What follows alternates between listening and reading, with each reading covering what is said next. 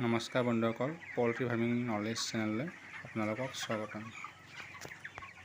আজি 27 নম্বৰ দিন ৰানিং। তো মুৰ্গীবোৰ সাইজটো চাই লওক, প্ৰায় 1300 গ্ৰাম হৈছে, 1 কেজি 300। তো ঠিকে আছে, ৱেইট দানা খোৱা হিচাপত। দিনত এইকেইদিন খুব গৰম আছে, 35 ডিগ্ৰী প্ৰায় আশে পাশে আছে। তো গৰমটো বেছি আছে, মুৰ্গীৰ কাৰণে অলপ গৰম বেছি পাইছে মুৰ্গীবোৰে। মই ফেন দিয়ে থৈছোঁ, প্ৰায় আধা ঘণ্টা মানে বন্ধ কৰি দিওঁ। এনি টাইম দি থাকিলে দিগদাৰ হয়, মাজে মাজে বন্ধ কৰি দিয়া যায়, নহ'লে মুৰ্গীবোৰ বহি থাকিলে মুৰ্গীবোৰৰ ষ্ট্ৰক হোৱাৰ চান্স থাকে।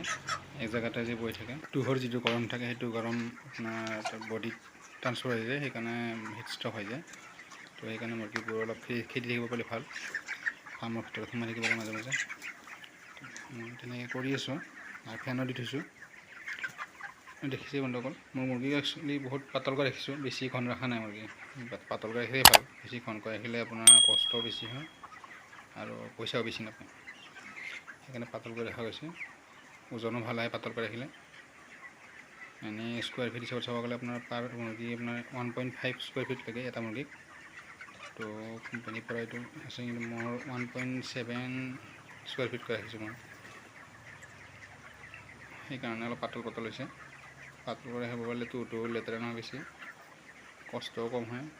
আৰু মই এক্সপিৰিয়েঞ্চৰ হিচাপত কৈছোঁ, আৰু গৰমটো কমকৈ পায়, আপোনাৰ পইচাটোও ভাল পোৱা যায় ৱেইট ভাল আহিলে।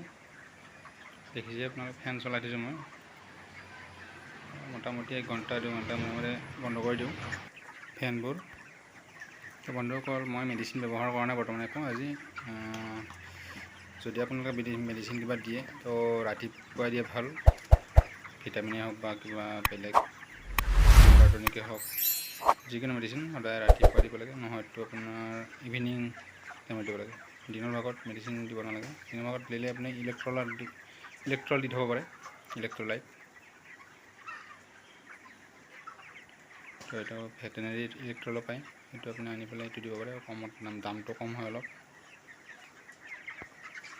আৰু যদি আপোনালোকৰ অট'মেটিক ড্ৰিংকাৰ আছে তো পানীৰ ড্ৰামটো সদায় ছাঁ জেগাত থ'ব, ছাঁ পৰা জেগাত, মানে যাতে নহ'লে কিবা ঢাকি থ'ব, যদি ছাঁ নপৰে তেতিয়া পানীটো ঠাণ্ডা হৈ থাকে, নহ'লে পানীটো গৰম হৈ যাব। গৰম হ'লে আপোনাৰ গৰম পানী খালে আৰু গৰমটো আৰু বেছি হ'ব, সেইকাৰণে পানীটো ঠাণ্ডা কৰি ৰাখিব লাগে। আৰু যদি নিজে মেনুৱেল ড্ৰিংকাৰ দিয়ে তেতিয়াহ'লেতো কথাই নাই, তো আপুনি মানে মাজে মাজে ড্ৰিংকাৰটো পানীটো চেঞ্জ কৰি থাকিব, ঠাণ্ডা পানী দি থাকিব। তো তেনেদৰে কৰিলে আপুনি ভাল ফল পাব।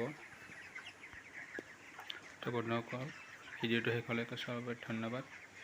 ভিডিঅ'টো চাই কেনে পালে, যদি ভাল পালে লাইক কৰিব আৰু চেনেলটো ছাবস্ক্ৰাইব কৰি ল'ব যদি নতুনকৈ চাইছে আজি। ধন্যবাদ।